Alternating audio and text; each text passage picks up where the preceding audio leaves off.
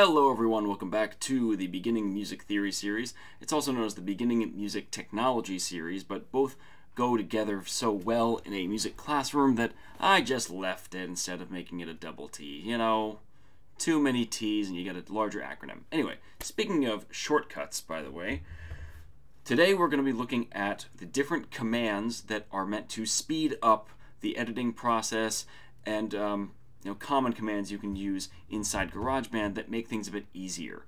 Now, I've stated before that I'm using a MIDI controller, the Alesis Q49. It's got 49 keys on it, and this is what I use to input my sounds. So if I press a key, like right now,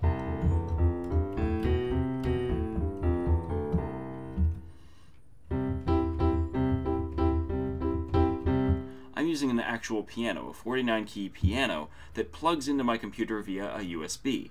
Now, this costs a fair amount of money, and if you are running on a budget or you just don't have space for a keyboard, that's another thing. I had to find space to put this keyboard down. You don't really need a keyboard if you want to hear the sounds. And this is where my first command comes in. This is Command K. So I push down Command, and I push down K at the same time, and this pops up. Now you got this cool thing, you got a piano as formatted on your keyboard. So the letters, of course, are the letters on your keyboard, and the black notes here, yep, you have a keyboard. So if I press down A, I'm pressing down C. All right, cool.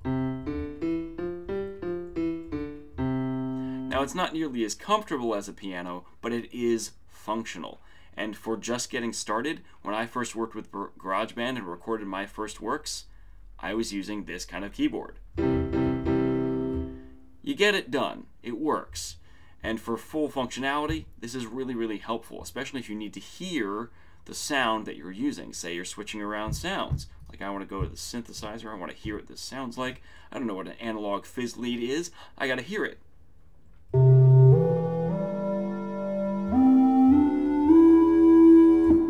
Now you got some other functionality here too. If you want to go up or down an octave, it actually gives you some abilities here. So if you want to go up an octave, you hit X, and you see this moved up here. I went up an octave. Now I can go up. I can do that again. Go up even more. And again. And one more time. Whew! That hurts my eardrums. But you get the idea. You can also use your mouse. And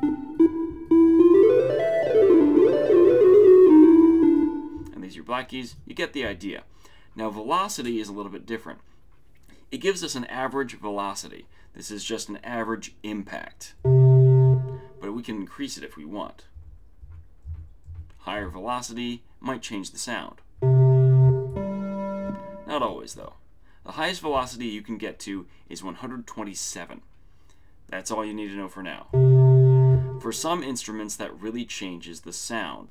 I highly recommend experimenting with different velocities and different octaves when you're just messing around with your instruments, trying to see what you like so you can pick your instruments appropriately. This is a big help. Huge help. Oh my goodness, it's so awesome. And if you don't like just using the keyboard, you can do this and use your... You can even play with your mouse. But you are not stuck. You don't need a MIDI controller in order to play. It's very helpful. I find it to be much better. I much prefer it to the keyboard, but you are not stuck. They built that in for a reason. Cool. Alright, so I've got this little piece that I've just messed around with. I don't know if I like it very much, but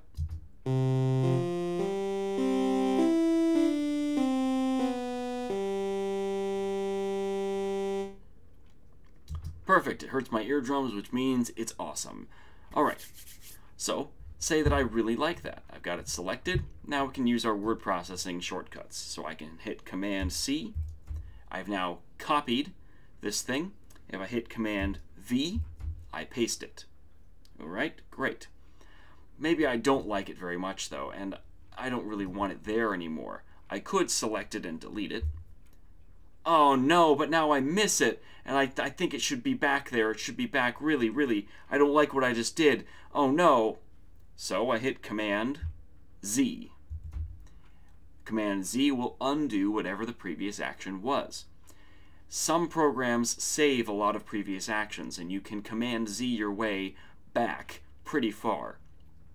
But because these numbers are different for every program in terms of how much it allows it to save in its cache, you may want to save early, save often. If you're about to make a major drastic change, I highly suggest saving it as another version of your piece before you make that drastic change. I know for one of my albums I had a piece that I had to change 4, 5, 6 different times, so I had 6 different versions of it. Instead of sacrificing the previous version, I was very indecisive at that time. But Command Z or Control Z is a huge help for getting rid of those little boo-boos. So we've done copy, paste, undo, and keyboard. What's left? Well, cut.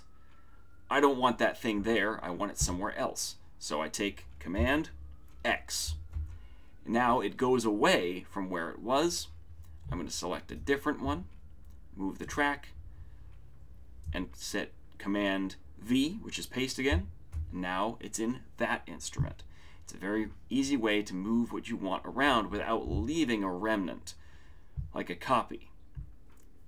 Other basic commands that you really need to know to get your way around GarageBand. Well, easy one. Spacebar. Spacebar plays, and it pauses, or stops really. It's play and stop. We don't really have a pause.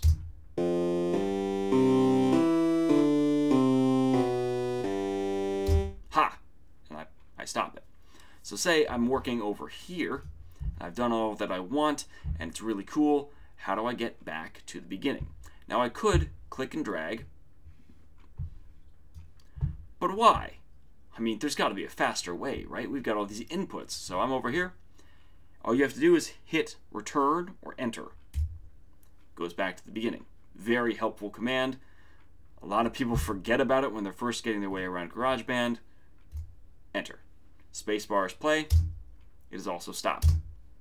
Easy peasy lemon squeezy. Awesome. So let's review. You have some basic commands already. Command K, you get your keyboard. Awesome. Command C, you copy. Command V, you paste. Command X, you cut, which can also allow you to paste somewhere else. Cool. Command Z lets you undo something. Whoops. And then return gets you back to the beginning. Spacebar gets you to play. So I hope that was helpful. This is just a very quick video about just getting some of those commands down so that you can use them with confidence when you're inside this program.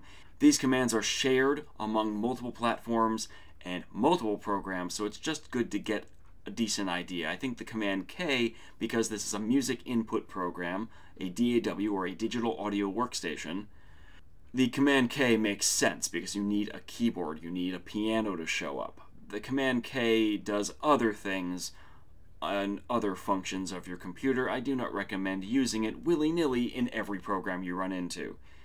Command K will not give you a keyboard in Microsoft Word. It will do something else. It'll do. Now, have a wonderful day.